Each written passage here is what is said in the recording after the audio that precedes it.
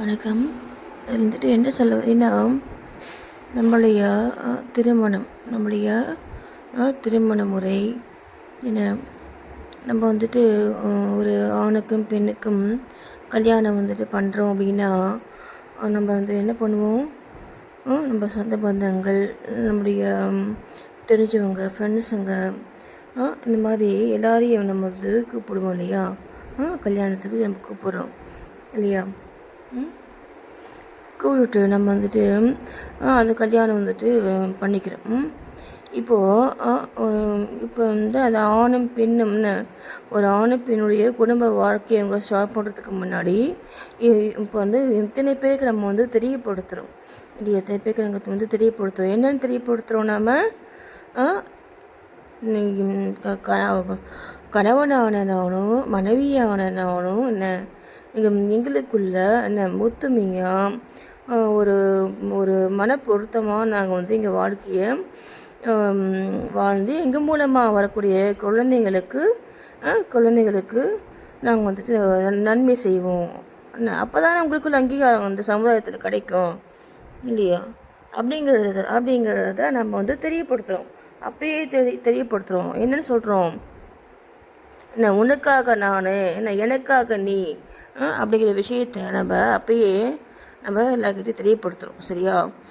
இப்போ நீங்கள் கல்யாணம் பண்ண போகிறீங்கன்னா சொல்லிவிட்டு கல்யாணம் பண்ணுங்கள். சரியா? ஒரு கணவன் அப்படின்னா ஒரு ஆண்னா அந்த அந்த அந்த பெண் இருக்காங்கன்னா அந்த ஆணை சுற்றி தான் அந்த ஹோல் அந்த பெண் பிள்ளைங்க எல்லாமே அது ஆணுக்கு முக்கியத்துவம் கொடுத்து செயல்படுறது இல்லையா? அது தவறான முறை. அது சரியா? அது தவறான முறை. சரி, குழந்தைங்களை பேஸ் பண்ணி தான் அந்த குடும்பம் ஏங்கணும். சரிங்களா? அதுதான் பார்த்திங்கன்னா சரியான முறை. ஓகேங்களா? இப்போ பார்த்திங்கன்னா, இப்போ கணவன் மனைவி இங்கே 2 பேரில் நினைப்போ நம்ம இதெல்லாம் நம்ம சொல்லிகிட்டே தான் நம்ம கல்யாணம் பண்ணுறோம். ஓகே, நம்ம அந்த ஃபேமிலிக்குள்ளே ஒரு பிரச்சனை வருது. சரியா? ஒரு பிரச்சனை வருது. கணவன் மனைவி பிரச்சனையோ இல்லை வேறு ஏதோ ஒரு பிரச்சனை, யார் மூலமாகவோ ஏதோ ஒரு பிரச்சனை வருதுப்பா. சரியா? நீங்கள் என்ன பண்ணுறீங்க, உங்கள் சொந்த பந்தங்கள், உங்கள் மாமியார், சரியா, அவங்கக்கிட்ட சொல்கிறீங்க. அவங்கக்கிட்ட சொல்கிறீங்க. சொல்லும் பொழுது அதை அவங்க உங்களை உங்களுக்கு தகுந்த தீர்வு கிடைக்காது அப்படின்ட்டு உங்கள் மனசுக்கு படுது. அப்போ நீங்கள் என்ன பண்ணுறீங்க, நமக்கு இவங்களாம் நம்ம கல்யாணத்துக்கு வந்தாங்கல்ல அப்படின்ட்டு உங்களை பார்க்க ஒரு சொந்தக்காரர் வராங்க. சரியா? நீங்கள் அந்த சொந்தக்காரர்கிட்ட உங்களுக்கு நடந்த கொடுமைகளை உங்கள் மாமனார் சைடோ இல்லை உங்கள் மாமியார் சைடோ கணவனோ மனைவியோ எந்த மாதிரி பாதிக்கப்பட்டிருக்கீங்க அப்படிங்கிற விஷயத்த நீங்கள் அந்த பார்க்க வராங்கல்ல அந்த சொந்தக்காரங்கிட்ட சொல்கிறீங்க. நீங்கள் சொல்கிறீங்க அப்படின்னா நீங்கள் சொல்கிறீங்க. ஓகேவா? ஏன்னா அவங்களும் பார்த்தீங்கன்னா உங்கள் கல்யாணத்துக்கு வந்திருக்காங்க. சரிங்களா? வந்திருக்காங்க. உங்களை தெரிஞ்சவங்களா இருப்பாங்க. உங்களுக்கு ஒரு நெருங்கிய ஒரு சொந்தமாக அவங்க இருந்திருப்பாங்க. சரிங்களா? அந்த மாதிரி இருக்கிற சூழ்நிலையில் நீங்கள் கிட்ட சொல்லும் பொழுது அதை நீங்கள் யார்கிட்ட சொல்கிறீங்களோ அவங்களே பார்த்திங்கன்னா ஒரு சங்கோச்சமாக அவங்க ஃபீல் பண்ணுறாங்க. நான் சொல்கிறது புரியுதுங்களா? அவங்க ஒரு சங்கோச்சமாக ஃபீல் பண்ணுறாங்க. எதுக்காக நீங்கள் சங்கோச்சமாக ஃபீல் பண்ணுறீங்க? என்ன காரணம்? அதுதான் நான் கேட்குறேன். ஏன் உங்ககிட்ட நாங்கள் சொல்லக்கூடாது? ஏன் உங்ககிட்ட அந்த கணவனோ மனைவியோ அந்த குடும்பத்தாரால் அந்த குடும்பத்தில் அவங்களால தீர்க்க முடியாத பிரச்சனைகளை ஏன் உங்ககிட்ட சொல்லக்கூடாது? ஏன் சொல்லக்கூடாது சொல்லுங்கள். நான் தான் கேட்குறேன். இப்போ நீங்களும் தேவைன்னா நாங்கள் உங்களை கல்யாணத்துக்கெல்லாம் அவங்களுக்கு எல்லா விசேஷங்களுக்கும் நான் உங்களை கூப்பிட்றோம். எல்லா விசேஷங்களுக்கும் நாங்கள் உங்களை கூப்பிட்றோம்ல. அப்போது நாங்கள் இப்போ எங்கள் ஃபேமிலியில் ஒரு மிஸ் அண்டர்ஸ்டாண்டிங் நடக்கும்பொழுது நான் உங்ககிட்ட சொன்னோம்னா அது என்னமோ அது ஏதோ குடும்ப மானத்தை நாங்கள் வாங்கிட்ட மாதிரி எதுக்காக நீங்கள் இப்போ ஒரு ஒரு தோற்றத்தை உண்டாக்குறீங்க? சொல்லுங்கள். எனக்கு புரியவே இல்லை. எனக்கு இந்த விஷயம் புரியவே இல்லை. எனக்கு தெரியாமல் ஒரு வழக்கு கிடைச்சாகணும். சரிங்களா? நான் என்ன கேட்க வரேன் உங்களுக்கு தெரியுதுங்களா? குடும்பம்னா 1000 இருக்கும், அதெல்லாம் நம்ம வெளியில் சொல்லக்கூடாதுல்ல அப்படின்னு நீங்கள் சொல்லுவீங்க. குடும்பம்னா 1000 இருக்கும். 1000 இருக்கும் அப்படின்னா எத்தனை வந்து அந்த கணவனுக்கும் அந்த மனைவிக்கும் எனக்கு எத்தனை வருஷமாக அவங்க வந்து ஒரு பிடிக்காத ஒரு கணவனு கூடயும் ஒரு பிடிக்காத ஒரு ஒரு மனைவி கூடயும் அவங்க வந்து வாழ்ந்துட்டுருப்பாங்க. சொல்லுங்கள். அப்போசிட் பர்சன்ஸ் வந்துட்டு அவங்களுக்காக ஒரு சிறு திரும்ப கூட கிள்ளி போடுறதுக்கு அவங்க தயாராக வந்துட்டு இல்லாத சூழ்நிலையில் அவங்க எத்தனை வருஷமாக அதை வந்து டாலரேட் பண்ணிவிட்டு அந்த குழந்தைகளுக்காக அவங்க வந்துட்டு அவங்க வந்து வாழ முடியும். இதுதான் இதுதான் எங்கே தலையெழுத்தா? யார் பாதிக்கப்படுறவங்களுடைய தலையெழுத்துக்கு வந்து இதுதானா? அப்போ இதுக்கு தான் நீங்கள் வந்து அத்தனை பெரிய மனுஷங்களும் நீங்கள் வந்து சப்போர்ட் பண்ணுறீங்களா? இதுக்கு தான் நீங்களாம் வந்து ரொம்ப பெரிய மனுஷங்களாம் சொல்லிட்டுருக்கீங்க நீங்களாம் இல்லையா? ஏன்னா உங்கள் காலில் வந்து விழுந்து தானே நாங்களாம் வந்து வாஷி வந்தவங்க நாங்கள் அந்த பொண்ணு மாப்பிள்ளலாம். இல்லைங்க, உங்களை வந்துட்டு ஒரு பெரிய ஆளாங்க நாங்கள் நினச்சி நாங்கள் சொல்லும்போது அதை கூட நீங்கள் என்ன நீங்கள் இதெல்லாம் வந்து கிட்ட சொல்கிறீங்க. இதெல்லாம் நீங்கள் சொல்லக்கூடாது. இதெல்லாம் உங்கள் குடும்ப விஷயம். உங்கள் குடும்ப மானம் என்ன வருது? இதெல்லாம் தப்பு இல்லை. எங்கள் குடும்ப மானத்துக்கு என்னங்க எங்களால் சொல்லப்பட முடிஞ்சா நாங்கள் எதுக்குங்க நாங்கள் உங்ககிட்ட சொல்ல போகிறோம்? எதுக்காக நாங்கள் உங்ககிட்ட சொல்ல போகிறோம் சொல்லுங்கள். எங்களால் சொல்லப்பட முடிஞ்சா நாங்களே சொல்லப்படி போயிருந்துருப்போமே. இதெல்லாம் யோசிக்க மாட்டீங்களா? இனிமே இந்த மாதிரியான என்னென்ன வராதிங்க. யாருமே கல்யாணத்துக்கு கூப்பிட்டா கூட வராதிங்க. எதுக்கு வரீங்க? அப்புறம் நீங்கள் வந்தீங்கன்னா நாங்கள் உங்ககிட்ட சொல்ல தான் செய்வோம். சரியா? நீங்கள் வந்தீங்கன்னா நாங்கள் உங்ககிட்ட சொல்லுவோம். புரியுதுங்களா? எங்களால் வந்துட்டு எங்கள் லைஃப்பை நாங்கள் வந்து வீணாக்க நாங்கள் எங்களுக்கு விருப்பம் கிடையாதுங்க. புரியுதுங்களா? ஒரு பாப்பா சொல்கிறா பாருங்கள், ஒரு அந்த நீயா நானா ஷோவில் இந்த பாப்பா சொல்கிறா, இல்லைம்மா நீங்கள் வந்துட்டு ஒரு வீட்டுக்காரர் நீங்கள் கல்யாணம் பண்ணிங்கன்னா நீங்கள் வந்துட்டு அவங்களுக்கு பிடிச்ச மாதிரி நீங்கள் வந்துட்டு அவங்கள மாற்றி திருத்தி அவங்கள வந்துட்டு ஒரு இது பண்ணி தான் நீங்கள் கொண்டு வரணும் அப்படின்னு அந்த ஆப்போசிட்டில் இருக்கிற லேடிஸ் வந்துட்டு சொல்கிறாங்க. அந்த ரெண்டு குரூப்பு. சரிங்களா? அதுக்கு அதில் அந்த அந்த ஆப்போசிட்டாக இருக்கிற வந்த கூடிய இந்த பாப்பா சொல்கிறா, எனக்கு அதெல்லாம் தெரியாதுங்க, ஏன் வேலை அதுவா? சொல்லுங்கள், என் வேலை அதுவா? நான் படிச்சிருக்கேன். சரிங்களா? எனக்கு வந்துட்டு பார்த்தீங்கன்னா நான் வந்துட்டு ஒரு பிஸ்னஸ் உமன். நான் அதில் கான்சன்ட்ரேட் பண்ணணும். எனக்கு எதுக்குங்க தேவையில்லாத வேலை? உன்னை நீ தாங்க திருத்திக்கணும். நான் என்னங்க பண்ண முடியும்? நீ சரியில்லை அப்படின்னா என்னையங்க போட்டு டார்ச்சர் பண்ணுறாங்க. அதை தான் அந்த பொண்ணு கேட்குறா. நீ சரியில்லைன்னா என்னை ஏன் போட்டு நீ டார்ச்சர் பண்ணுற? இல்லையா?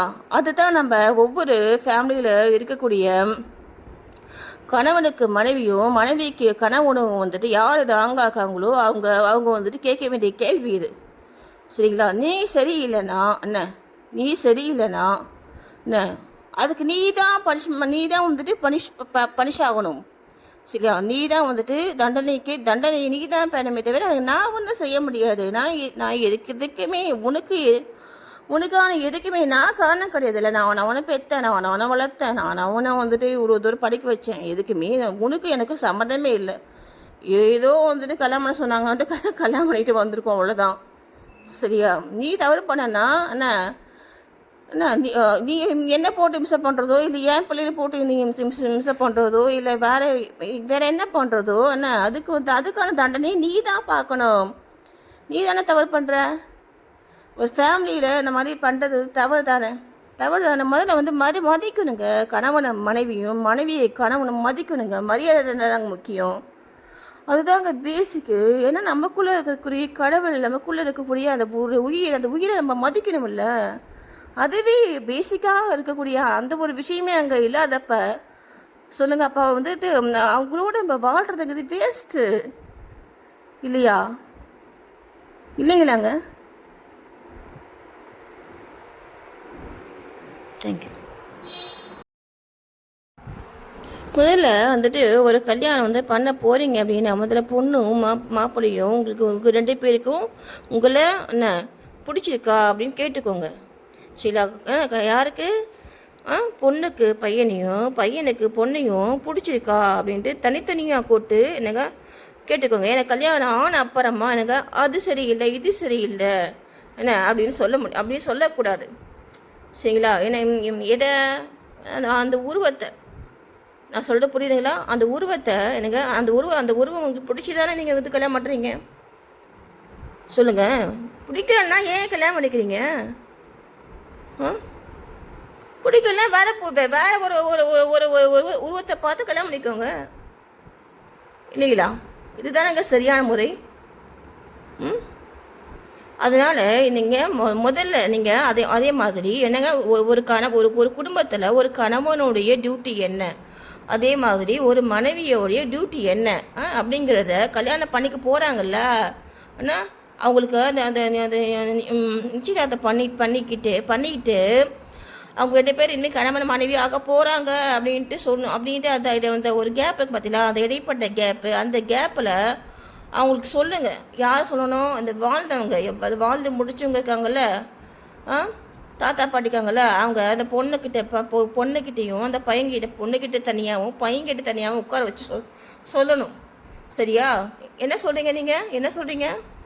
என்ன சொல்கிறீங்க? யோசிச்சு பாருங்கள். என்ன சொல்கிறீங்க? அவன் அப்படிதான்ப்பா இருப்பான். என்ன நடந்தாலும் வெளியில் மூச்சே விடக்கூடாது. சரியா? என்ன பொறுத்துட்டு போயிடணும், என்ன அட்ஜஸ்ட் பண்ணி போயிடணும். சரியா? வெளியில் சொல்லவே கூடாதுப்பா, குடும்பம் மானல்லப்பா போயிடும் அப்படின்னு பொண்ணுக்கிட்ட சொல்கிறீங்க. இதே வார்த்தையை பையன்கிட்டையும் சொல்கிறீங்க, சில பையன்கிட்ட சொல்கிறீங்க. சரியா? அதனால் ஆனால் இந்த மாதிரி நீங்கள் சொல்லி நீங்கள் அந்த கணவன் அந்த பெண்ணையும் பையனையும் நீங்கள் கல்யாணம் பண்ணி வைக்கிறதுனால என்னங்க யாருக்கு அந்த குடும்பத்துடைய அந்த ஒரு அந்த ஃபேமிலியோடைய என்னங்க அந்த முக்கியத்துவம் யாருக்கு தெரியுதோ அவங்க காலம் முழுக்க ஆப்போசிட்டாக இருக்கக்கூடியவங்களுக்கு அடிமையாக இருக்காங்க. புரியுதுங்களா? அவங்க காலம் முழுக்க அந்த ஆப்போசிட்டாக இருக்கவங்களுக்கு என்னங்க கணவன் சரியில்லைனாலும் மனைவி சரியில்லைனாலும் அவங்க வெளியே யாருக்கிட்டையுமே சொல்லவும் முடியல, ஒன்றுமே அவங்களால செய்யவும் முடியல. அப்படியே பொறுத்து அவங்க வாழ்க்கையே முடிஞ்சு போகுதுங்க. அவங்க வாழ்கிறதே இல்லை. இதே மாதிரி தான் பல குடும்பங்களில் பல மனிதர்கள் நம்ம வந்துட்டு இப்படி இதே மாதிரி தான் நம்ம வாழ்ந்துட்டுருக்கோம். சரிங்களா? நான் அதுக்கு தான் சொல்கிறேன். அப்போ எதுக்கு நீங்கள் யார்கிட்டையும் சொல்லக்கூடாது, குடும்பம் மானம் போயிடும். ஏன் நீங்களாம் பொள்ளக்குட்டிலாம் பார்க்கலையா? ஏங்க ஒரு குடும்பம்னா என்னென்ன மாதிரியான பிரச்சனைகள் வரும் இதெல்லாம் உங்களுக்கு தெரியாதா? புதுசாக இந்த உலகத்தில் இல்லாத பிரச்சனையாக நம்ம ஒரு புதுசாக வந்துட்டு போகுது. நீங்கள் பார்க்காத பிரச்சனையா இல்லை மற்றவங்க பார்க்காத பிரச்சனையா? எல்லாருமே எல்லா பிரச்சனையும் பார்த்து தாங்க வந்திருக்கோம். என்னங்க புதுசாக வந்துடும்? வாழ்ந்து முடிச்சு நீங்கள் தான் அதெல்லாம் கேட்டு நீ வாப்பா இங்கே வந்து சொல்லுமா, வாமா, என்னம்மா உனக்கு பிரச்சனை, என்னம்மா நடந்துச்சு அப்படின்னு கேட்கணுங்க. அதுதாங்க நம்மளாம் மனித பிறவியாக இருக்கோங்கிறதுக்கு அதை தாங்க அடையாளம். இனி வரும் காலங்களையாவது நீங்கள் மனிதர்களாக வாழ்ந்து பழகுங்க. சரியா? என்னோட முடிவிட்டோம், நம்ம தலைமுறையோட முடிவிட்டோம். சரிங்களா? இந்த மாதிரி வந்துட்டு ஒரு போலி வந்துட்டு ஒரு ட்ராமா. சரிங்களா? ட்ராமா, அந்த நாடக மேடை. சரிங்களா? இந்த நாடகம் போடுற விஷயம் எனக்கு இந்த தலைமுறையோட முடிவிட்டுங்க. அடுத்த தலைமுறைகளை உண்மையாக பழங்க, உண்மையாக இருங்க, உண்மையாக பேசுங்க, நடிக்காதீங்க. சரியா? நடிக்காதீங்க யார்கிட்டையும் போயிட்டு. நீங்கள் சொல்கிறது பொய்ங்கிறது என்னங்க அவங்களுக்கு தெரியதான் போகுது. தெரியாதா? கண்டிப்பாக அப்போது உங்களை அவங்க எவ்வளோ கேவலமாக நினைப்பாங்க. அவங்க கேவலமாக நினைப்பாங்க, அவங்கள நீங்கள் கேவலமாக நினைப்பீங்க. இதில் என்னங்க இதெல்லாம் என்ன இது? ஒரு குவாலிட்டியான ஒரு தரமான ஒரு மனித சமுதாயம் உண்டாகணும் அப்படின்றதுக்காக தான் நான் பேசுகிறது. சரி, நம்ம பிள்ளைங்களை இந்த மாதிரி பழக்காதீங்க, நம்ம குழந்தைங்களை இந்த மாதிரி பழக்காதீங்க. சரிங்களா?